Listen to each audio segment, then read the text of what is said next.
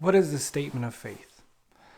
A statement of faith is just that, a statement of what one believes. Oftentimes, these are found on a church website, or maybe if you ask somebody in a church, they'll be able to provide one for you. Usually they're short. They summarize the main points of the Christian faith, if we're talking about in a Christian church, which I'm assuming that we are, and usually covers things like it usually will begin with the scriptures. Most doctrinal statements do. It usually consists of a statement concerning the scriptures, God, man, sin, redemption, maybe the church, heaven, and hell. Those are generally speaking probably the main points that it'll talk about, and it's usually very short. One of the problems that I would caution you with a statement of faith is that oftentimes statement of faith is found in the church basement in the back of a filing cabinet that was adopted 70 years ago, and nobody's read it since then. Oftentimes, and this isn't the case every time, but oftentimes a statement of faith is something that maybe is adopted because of the rising tide of maybe modernism or liberalism, or maybe a church gets some sort of doctrinal goading to where or they're prodded, poked, or provoked into adopting some sort of doctrinal statement. Normally it's in the face of some kind of error, and that's all to the good, so long as it's used. But if your church has a statement of faith and the members don't know it, and you don't know what's in it, that's a problem, okay? Our church is a confessional church that has adopted the 1689 London Baptist Confession of Faith, and a confession of faith is typically a bit longer. The confessions of faith would include things like the Belgic Confession for the Continental Reformed, for the Reformed on the island. There would be something like the Westminster Confession of Faith. That would be a Reformed Presbyterian Confession of Faith. For the Reformed Congregationalists, that would be the Savoy Declaration. And then the Reformed Baptist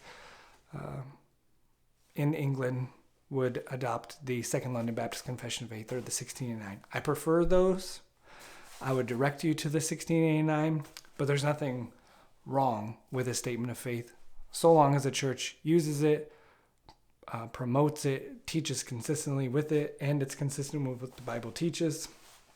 I would urge churches, rather than adopting a statement of faith or a doctrinal statement, to think more broadly and expect a greater unity amongst their members, and so to look for adopting some sort of historic confession of faith or something like that. I think would be more beneficial due to the great diversity of errors that there are in the world today. As I just said, there's nothing wrong with a statement of faith, and there's certainly nothing wrong with the historic Christian creeds, which are very short statements of belief, very punchy, very good, and I love them. Okay, so I don't have an issue with statements of faith.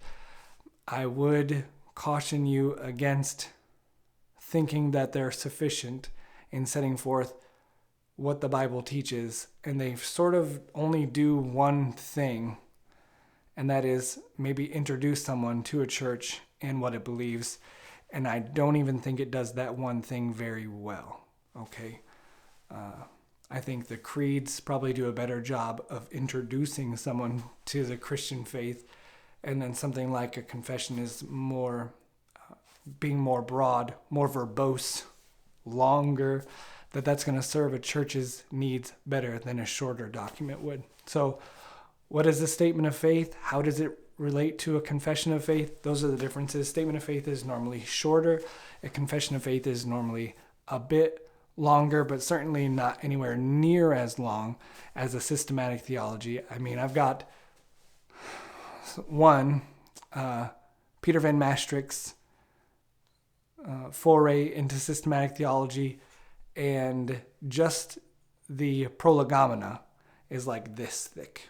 Okay, so just the introductory philosophy of knowledge and revelation is that thick. So compared to something like that, which doesn't even get into theology proper,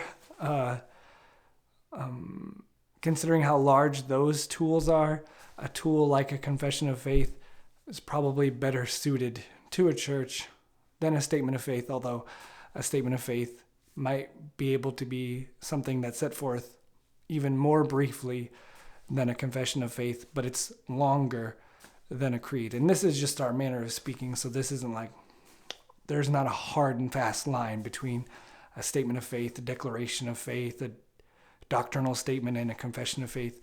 These are just this is how it's commonly used in the ways that I use it and the way I see other people use it. So I thought that may be beneficial for you if you hear someone talking about statement of faith, confession of faith, doctrinal statement. Where do all those line up? Its creeds are normally the shortest. Statements of faith and doctrinal statements are usually pretty brief, maybe like front and back of a sheet of paper, 20 paragraphs or so. And a confession of faith is normally longer, like the Second London Baptist Confession is 160 paragraphs. So with that, I hope it was helpful. I hope to see you in the next one. Have a good one.